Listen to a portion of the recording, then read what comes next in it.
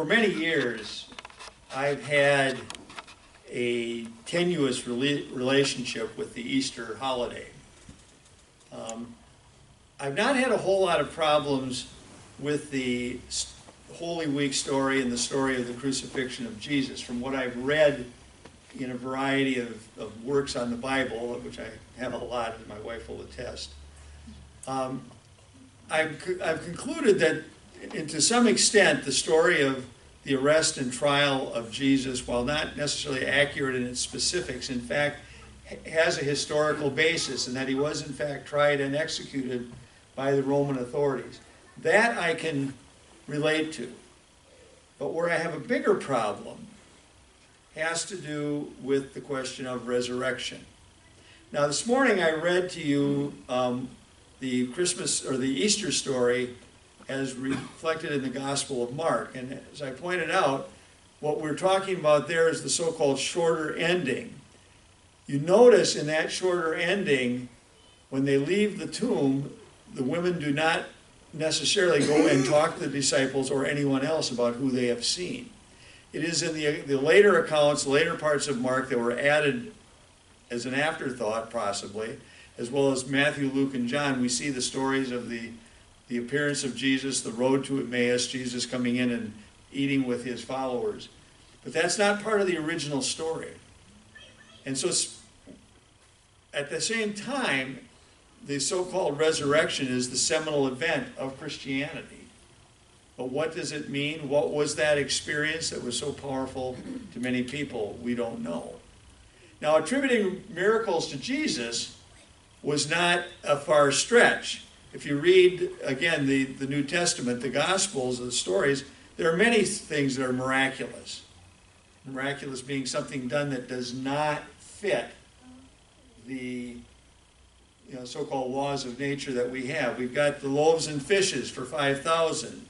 We've got the changing of water into wine. We've got the many aspects of healing. We've got, in fact, the raising of Lazarus from the dead. So it would not be a far stretch to suggest that Jesus himself, if he could do these other things according to the tradition, then it wouldn't be a far stretch for him to be risen from the dead. Again, whatever that means.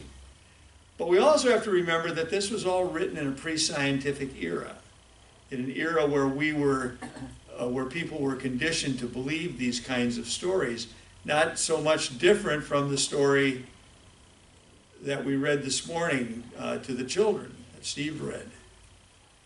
These are ways in a pre-scientific world to try to understand our world when we don't have the scientific tools or the scientific method. We didn't have the tools, we didn't have the knowledge, and so we had to do is look at how the world was taken, how the world acted, what we could relate to. We could see the sun appear to rise and set. We had no reason to believe that the sun was out there at a fixed position and the world was going around. We saw the stars and the planets move. We had no idea of the great cosmos that was behind them. And so we came up with myths to explain the existence of that world. But we did that in relationship to what we knew and what we could see. There came a time, though, when science and religion would begin to part company. For a long time, science and religion were very much one part of another. The explanations that you had were the pre-scientific, religious, if you were, explanations. But they began to part company, and one starting point for that was Nicholas Copernicus in the 16th century. Based on his observations, he says, wait a minute, I think the sun, the planets go around the sun, that the sun is a fixed point, and that the earth itself is moving. Now, all of this was done from him on a theoretical basis, based on his observations, but not based on any scientific analysis. And in fact, he died before his work was published, and so he was not challenged. The next person that uses the same thing is Galileo Galilei, old, I'm ancient, in old Italy, where he began to take advantage of the newly developed instrument called the telescope. And so all of a sudden, he was doing something that was new. He was verifying what Copernicus had done, had theorized. He was one of the first to use experiments to verify it, what we begin to call the scientific method.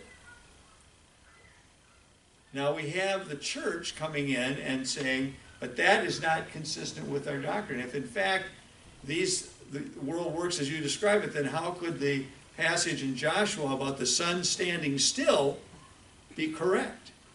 And so they condemned him as a heretic and subjected him to house arrest for the remainder of his life. He recanted, but many say he never really believed that. And so this is the beginning of what becomes the scientific era. Other fields had the same thing happen. For example, in the field of biology, Charles Darwin upset everything with his theory of evolution by natural selection. And even today, there are still people who are objecting to that. I had some folks that I was meeting with as a chaplain the other night who were talking about evolution couldn't possibly be true. In astrophysics, we have the story of the origins of the universe, the notion of the Big Bang theory. In genetics, we now have taken the human genome and decoded it, and we can look at human beings at the very fundamental level. The same with quantum physics, which I read it, I try to understand it, but at the end of the day, I don't know about many of you, I can't make sense of it completely. It sounds logical, but it also sounds just incredibly unbelievable. But these have challenged, again, religious explanations. And religion has often struck back. We know the church's treatment of Galileo. We know the religious and legal challenges to evolution, with the Scopes trial in Tennessee in the 1920s. And then even up to this day, there's still litigation going on about the teaching of evolution. Right now, the most vehement arguments are coming with the field of climate change. We have a situation with climate change where 97% of climate scientists believe that climate change is real and is due to human activity. And yet even that is not enough for some people, particularly when it's politically or financially inconvenient for them. And so we still have the dispute between faith and facts. Now, as an aside, I would want to note that it's very interesting that many who challenge these scientific explanations nonetheless use the technologies and the things that are created because of that science. I'm told by biologist friends, including my wife, that evolution is fundamental to the understanding of modern biology, and that it's used for developing various kinds of medications. But so we have people who, on the one hand, reject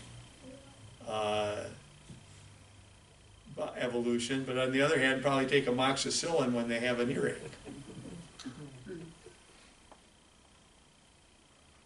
One of the things I remember during the early days of the presidential campaign, when questions would come up involving particularly climate change, but other scientific issues as well, the first one-size-fits-all answer of the politician was, well, I'm not a scientist. How am I supposed to understand that? Am I supposed to believe the scientists? I don't know.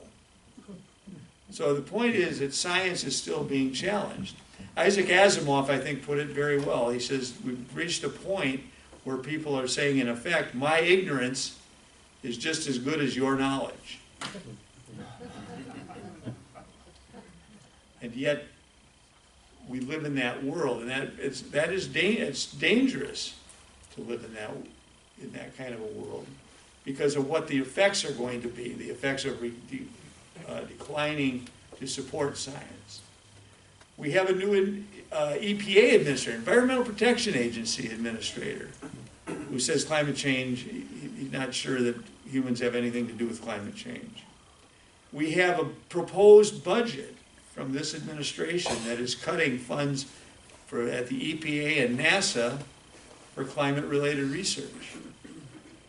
We have the state of Wisconsin scrubbing references to climate change from the DNR website, in effect hiding knowledge. We have cutting in-house science positions at the DNR. We have federal funding cut for scientific research, particularly basic research. All of this is happening at a time when we should be understanding the importance of science and where science is going.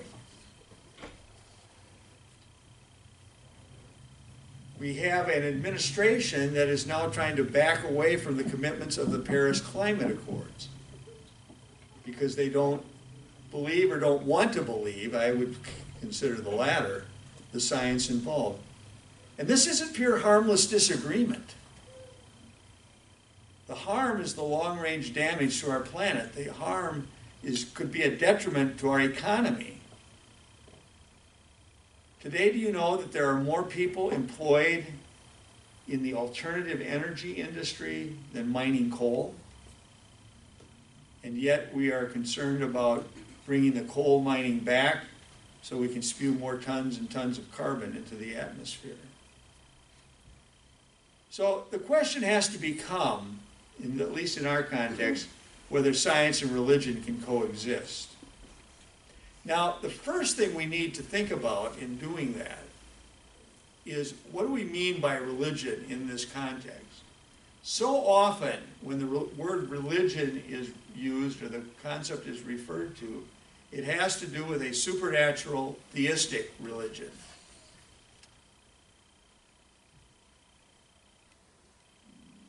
There are other, as I talked about last month, there are other ways to approach religion. There can be religious humanism, religious naturalism, which think about a faith community, a community that can come together to examine matters of the spirit, but at the same time do not have to buy into the supernatural type of beliefs that is part of traditional religion. But we have, within that, we've seemed to put religion into this very narrow box. Now, I entitled today's sermon, Miracles with a question mark. And so where does this concept fit in? Certainly on Easter Sunday, we're thinking about a miracle, an individual rising from the dead. And that's where certainly my left brain kind of goes numb. I could not accept that as a matter of belief. But what is a miracle referred to? The dictionary definition is a miracle is a surprising and welcome event that is not explicable by natural or scientific laws and is therefore considered to be the work of a divine agency. How science can relate to that? But on the other hand, there's a lot of things we don't know. I've been, as many of you know, I've been doing chaplaincy for many years now. I've been in the medical setting. Right now I'm doing it in a hospice setting. And one of the things that I've learned from that is how really improbable life is, on what a fine edge that it is on, how easy it is to go from being alive to being not alive. So even though I don't necessarily think it's the result of a divine agency, nonetheless, it is improbable, and it is perhaps a miracle.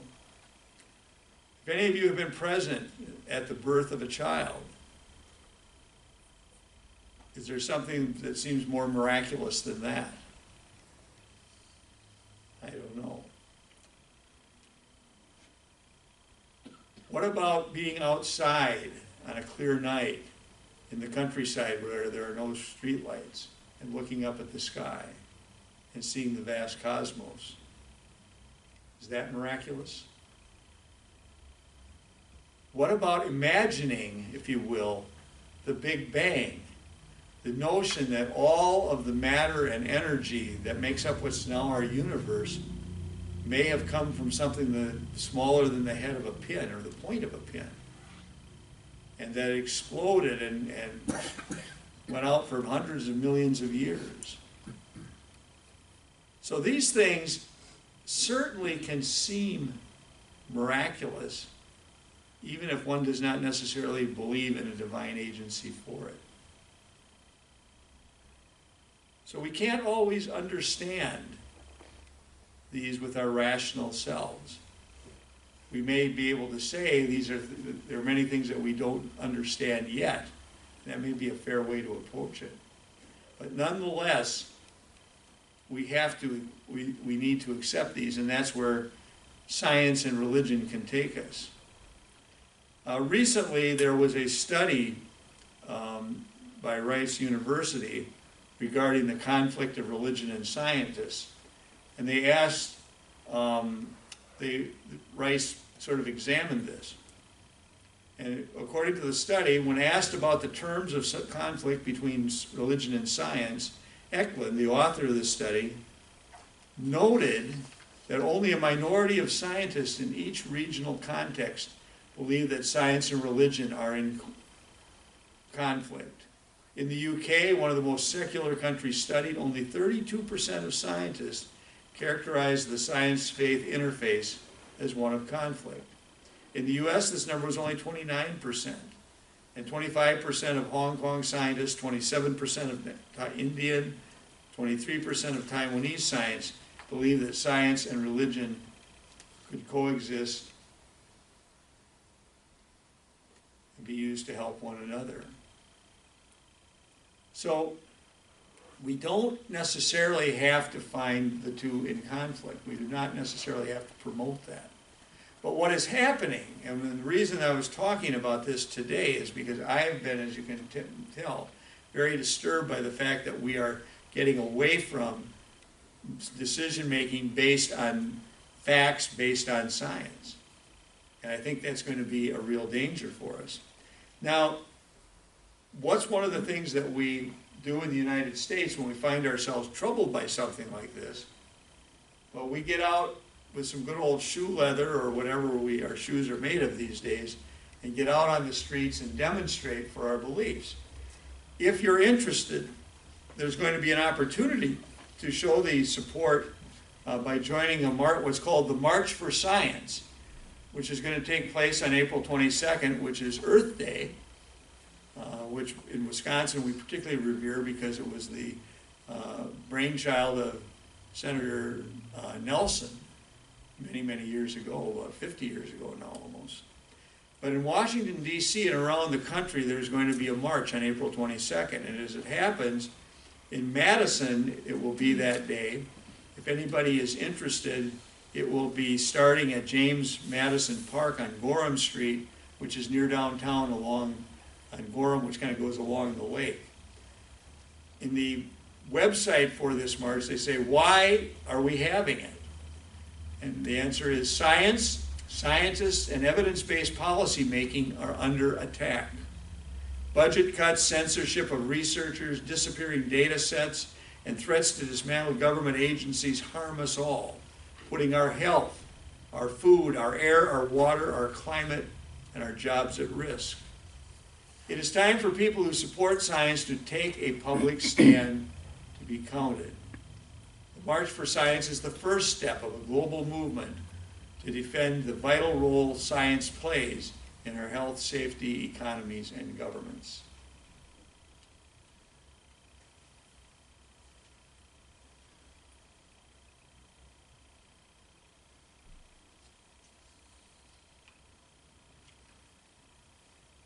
As a chaplain, I've had the privilege on a number of occasions of being at the bedside with dying patients, and even at the time of death. I've experienced the power of death, the wonder of life. I've seen modern scientific medicine, what it can do, and the havoc it can sometimes wreak when it is misused and overused. But at the same time, growing up in the modern scientific age, I appreciate the advances we have made and that which we do not know. Science has its limits. Science is not able to explain everything, at least not yet. And so we have to use that science carefully. We need to reflect on how our scientific and technological achievements may have outstripped our ability to sustain our lives on this planet.